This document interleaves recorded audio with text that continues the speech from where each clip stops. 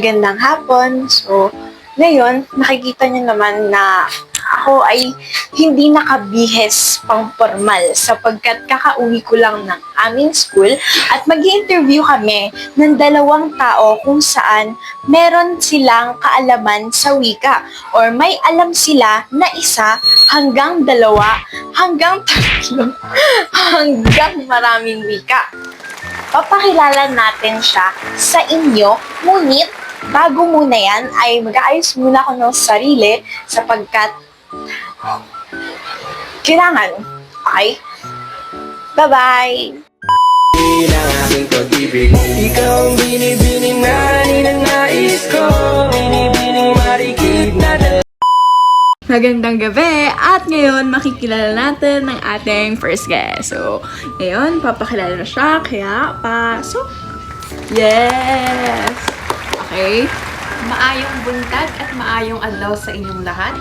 Ngayon, kayo ay aking tuturuan ng 5 Bisaya words. Pero bago iyon, papakilala ko muna ang aking sarili. Ang akong pangalan ay si Margaret Esim, kapatid ni Micaela Lim. Tuturuan ko yan ng 5 Bisaya words.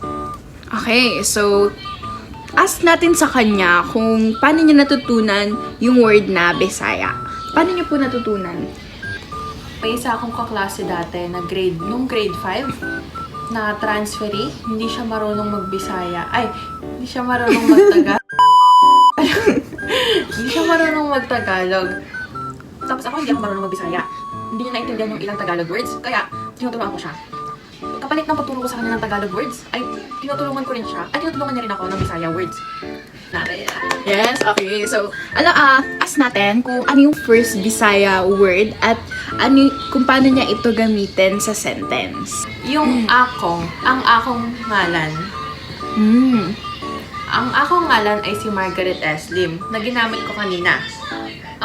Ang meaning nun ay, my name is, or ang aking pangalan. Okay. Ano naman po yung pangalawa mong natutunan? Ay, hindi. Ulit. Yung pangalawang sentence. Pangalawang sentence, yung sinabi ko kanina sa pag-i-introduce ko ng sarili ko. Maayong buntag at maayong adlaw. Ang maayong buntag, ang ibig sabihin nun ay magandang umaga or good morning. Yung isa naman, maayong adlaw, ang meaning niya ay magandang araw. Like, halimbawa, maayong buntag at maayong adlaw sa inyong lahat. At ano naman yung pang-apat na isi-share mo sa amin or sa akin? Common na siya.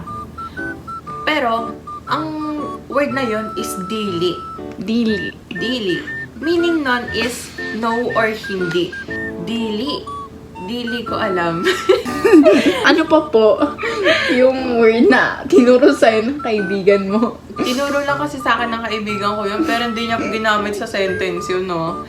Tapos, ang isa naman pong word is amping. Amping. Paalam. Paalam. Okay, paano niyo gagamitin yun sa sentence? Yun na yung panghuli, no? Yun na yung panghuli. Okay. Example nun ay amping na aking mahal. Ay!